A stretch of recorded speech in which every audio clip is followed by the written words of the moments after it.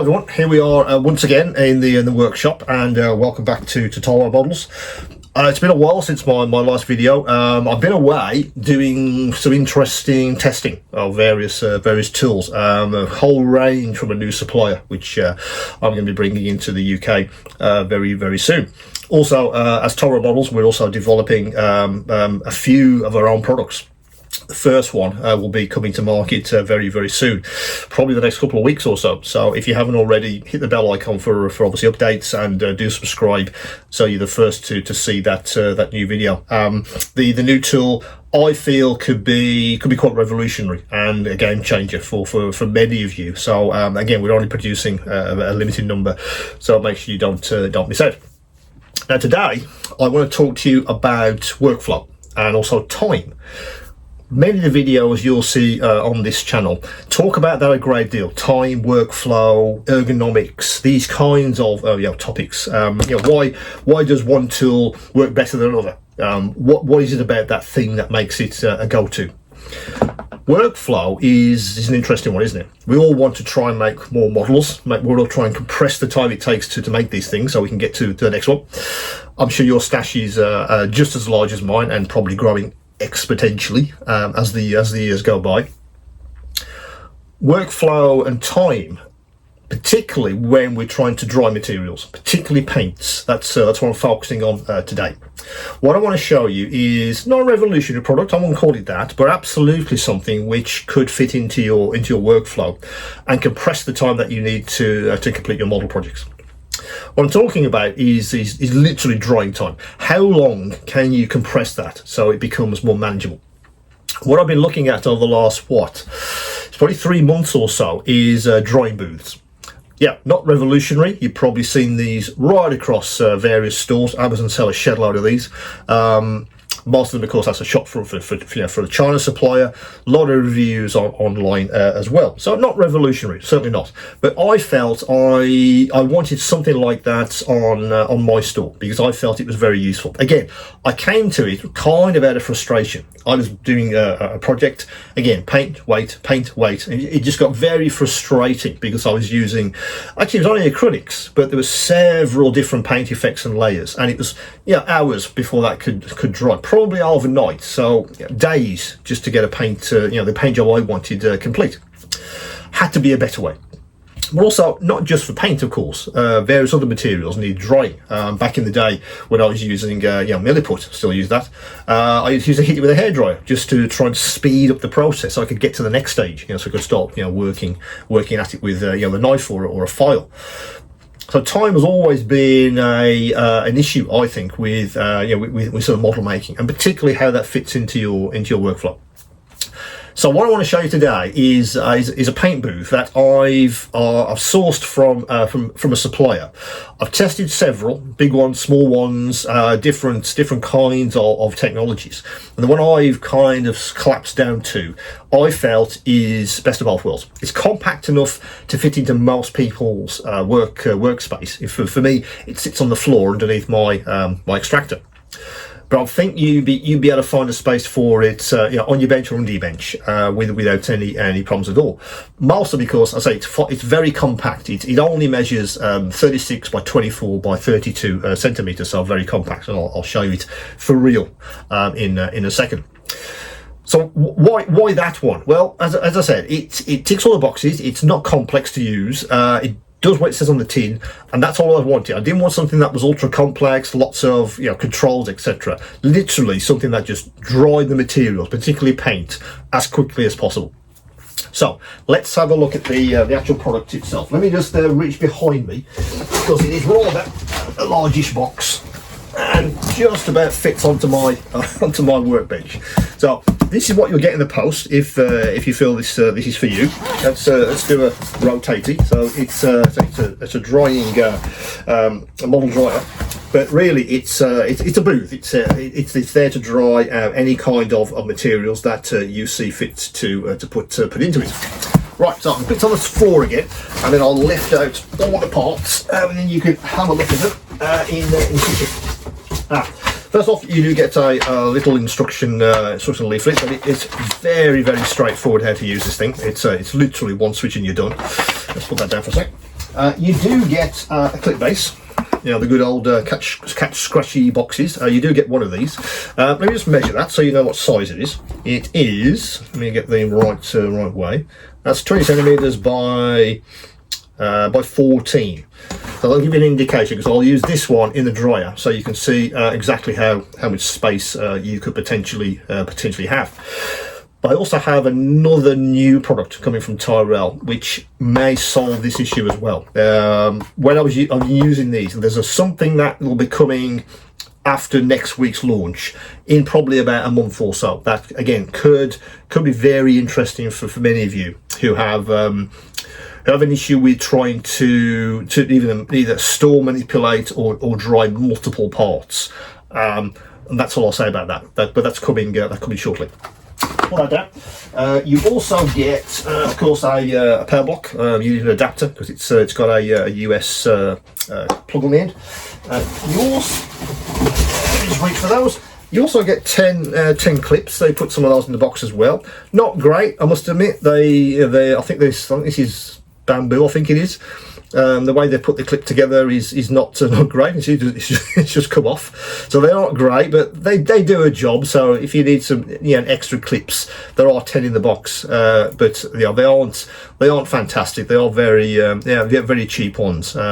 Again, there's something coming next week where I'll be talking about these things in detail. Again, that's all I'll be saying about that today.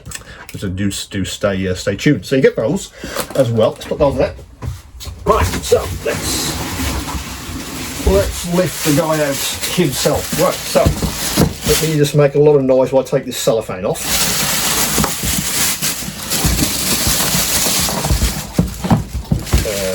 Do that. Let's do that. So when I first saw these, initially thought, well, it's a bread bin, isn't it? That's the design of this thing. It's a clamshell. Nice handle for moving it around if you absolutely need to. Very light, and literally it's that's the clamshell design for your parts. Right, so let me plug this guy in. Let me get the adapter. There he is. Let's do that. And as I'm lucky, I've got some power just behind my bench. And if you just heard that tone, that means the machine has switched itself on. Now, really, the way you use this is kind of up to you. It's really a case of how long should this thing run to dry the paint or the materials you put in here to get them dry. Well, that's a very good question, and it will mean some testing by you guys. You will have to do some tests with the specific paint that you guys use. 90% of the stuff I've dried in here is acrylics, but I use various types of acrylics from a wide range of suppliers. At the moment, I'm quite liking Army Painter, but my sort of go-to has always been Vallejo. I've got various other things from AK as well, a little bit of Citadel, and so on. But of course, it's not just acrylics. This thing will also dry enamels and lacquers. Again, you'll have to experiment with the time to get that stuff dry to, I guess, to the point where you can carry on, whatever that means. The instructions here, they kind of say, well, surface primers, oil paints, any water-based paints, acrylics and varnish, really just needs an hour, or at least it says 50 minutes on the instructions at 45 degrees, which is what this thing gets to inside. And it does get to that. I've tested this, I've had it running with a thermometer inside, which I think a lot of you may have seen other people do that with their reviews. I won't do that now because it's this kind of device, you've probably seen that all right across the internet. I'm more interested in showing you how this works in your workflow. It does get to 45 degrees, absolutely, and it then gives you a 5-minute cool down, so 50 minutes in total, if you let this thing run for its entire cycle.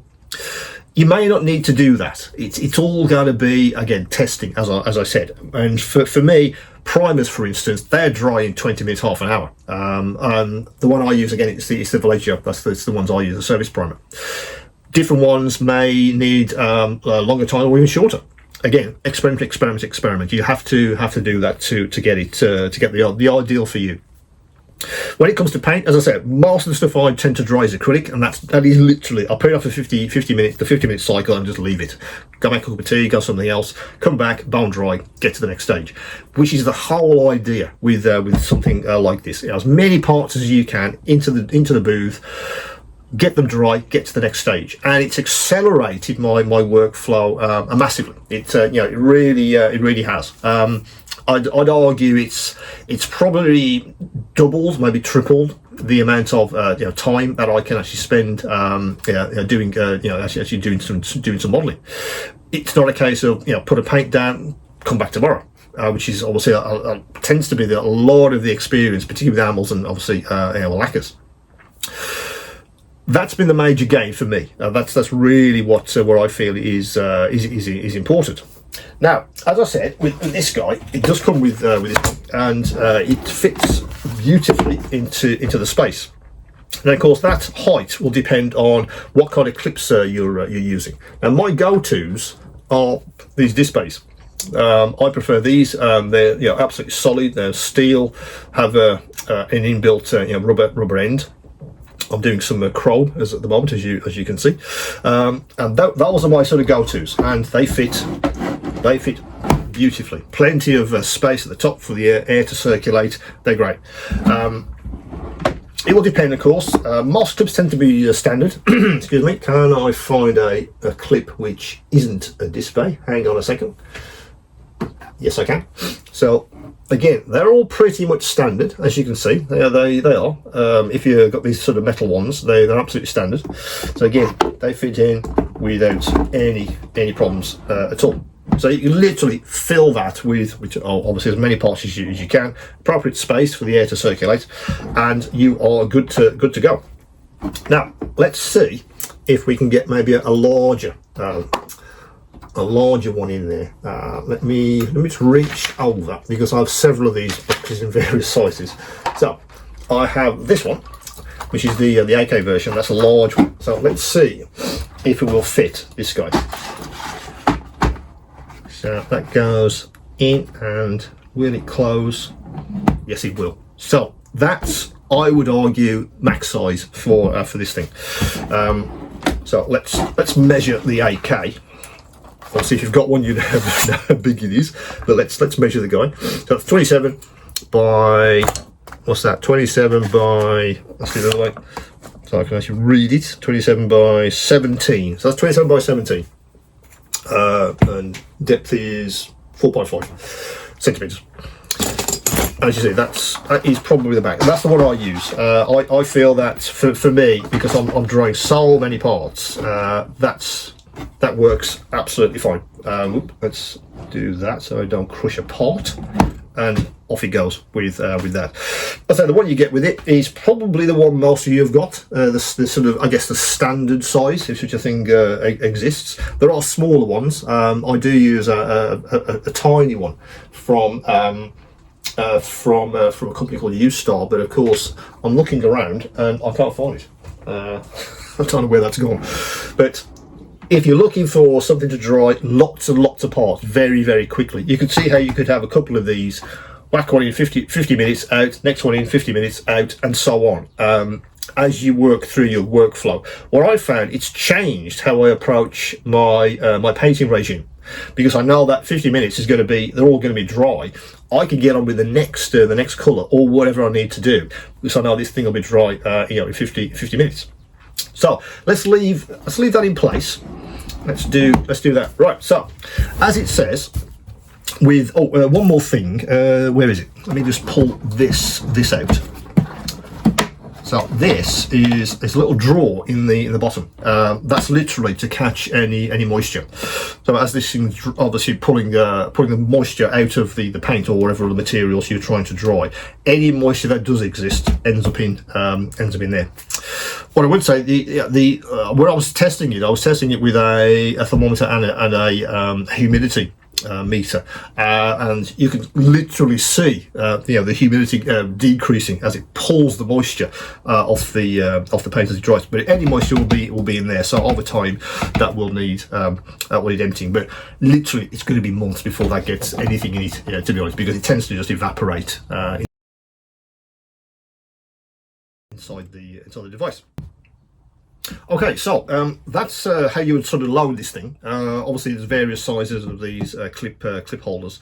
It's all up to you how you do that, but that's the maximum size I feel is optimum, I guess, to dry most of the parts that I use. So let's leave that in. All right, let's show you how this actually works, I guess, in practice. Now, you have an on-off switch there. You have a drying system and air supply system. Really, it's a three-stage process through this one button. Now, if you literally just switch it on,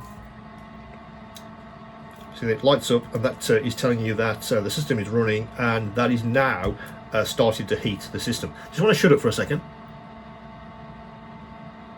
That's as loud as the fan is, and that's 30 decibels, which I was really pleased with. I run this, of course, in my workshop, and you probably will too. So you don't want something that sounds like a vacuum cleaner going all the time. That was very important for me, because I'm also very interested in how you're in the environment that you're in when your model making impacts the quality of the models that you make.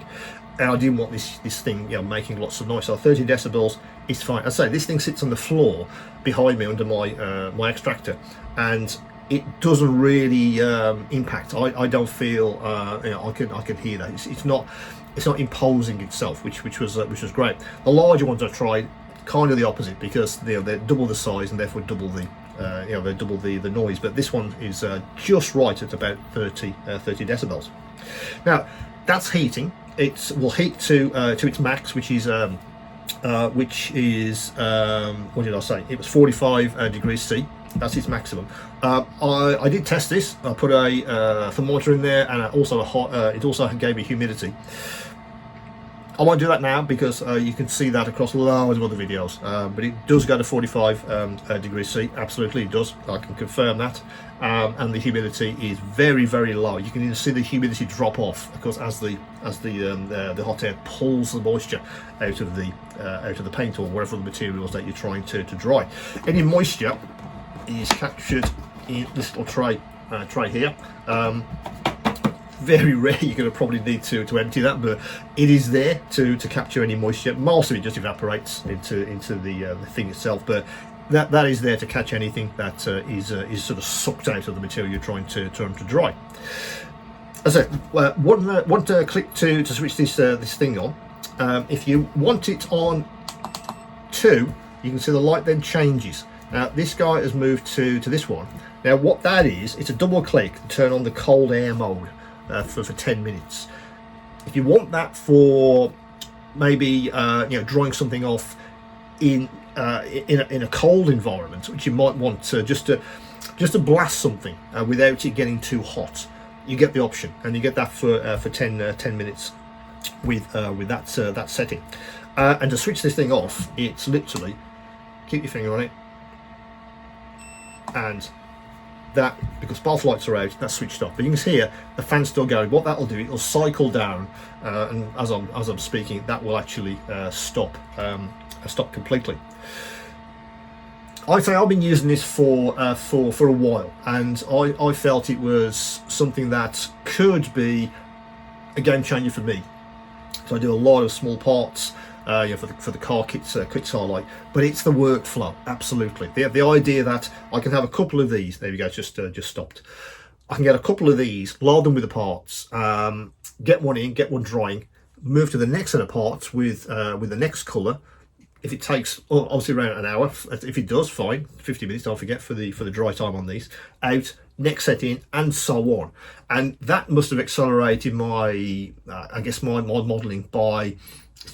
It must have halved the time for some aspects of that, particularly if you're trying to do many different paint changes, which is what often I do with the kits that I make.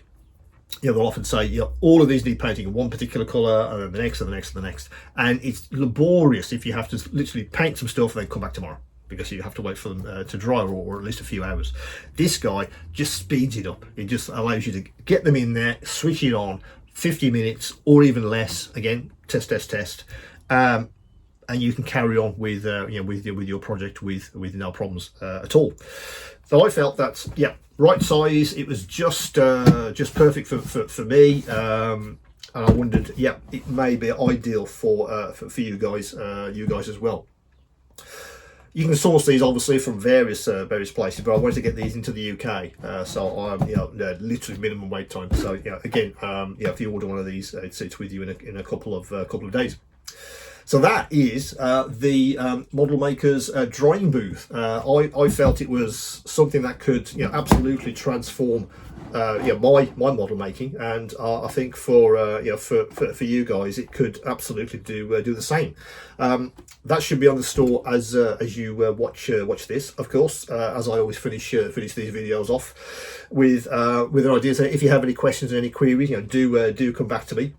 As I said right at the beginning, there is a product coming very, very soon, which links to this, links to these these as well, which is coming soon, and that could be that's a major announcement from Tyrell. So please do bell button and do subscribe if you don't want to miss that video when it goes live, which should be a couple of weeks. We're waiting for the packaging to arrive. We've assembled all the kits ready, at least the product. It's not a kit; it is a tool.